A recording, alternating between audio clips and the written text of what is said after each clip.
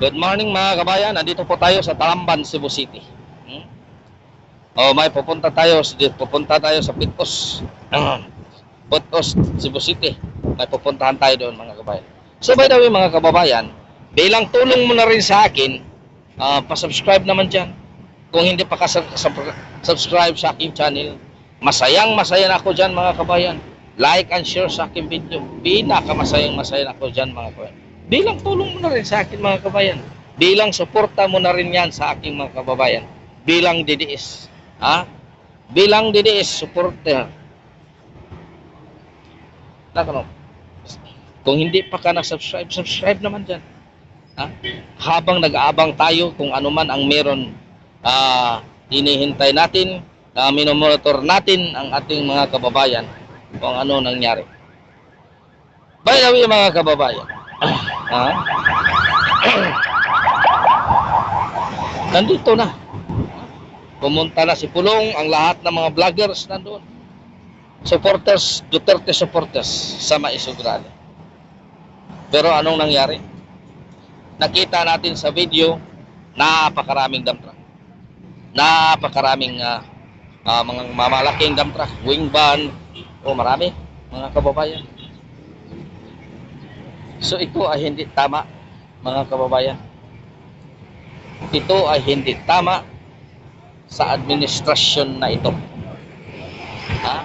Hindi nila papayagan na mag-rally ang isang tao para ibig sabihin kung walang rally ang tao ay nagpapasalamat sa panungkulan. Tingnan mo nga sa survey, napakaliit ang survey niya kasi hindi maganda ang kanyang ginagawa.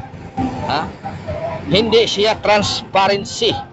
Hindi siya nagbibigay ng freedom of expression nga to sa mga tao. Kasi hindi nila binibigyan ng permit mag-rally ang isang tao. Bakit?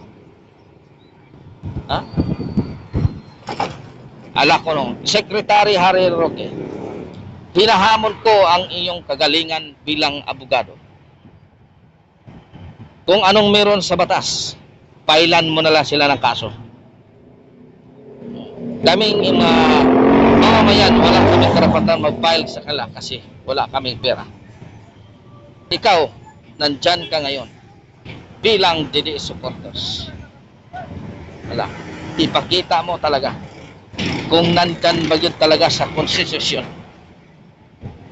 kung makukulong ba itong mga taong to. Kung mayroon ba silang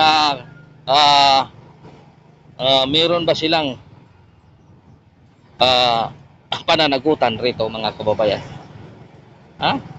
Ipakita nyo kung meron ba talaga silang pananagutan rito. Diyan natin makikita kung totoo. Kasi maraming reason Maraming reason sila. Kung reason na ito ay valid ba,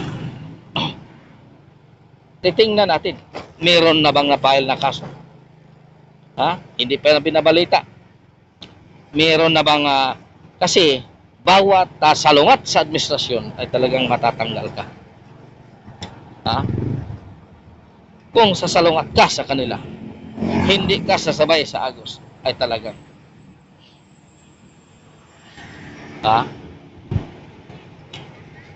sa laot ang punta mo. Titingnan natin mga Secretary Harry Roque, dating Secretary Harry Roque. Hinahamon ko ang iyong tapang. Hinahamon ko ang iyong kagalingan bilang abogado. Para kami naman magsaya rito bilang DDS supporters. Ang mataong may pananagutan sa batas. Titingnan natin. Para kami naman ang tumawa sa kanila. Para kami naman ang humahalakhak sa kanila sa kanilang ginagawa. Tingnan natin, Secretary Harry Roque, gawin mo na, now na. Wala nang paligoy-ligoy pa. Wala nang patumpik-tumpik pa.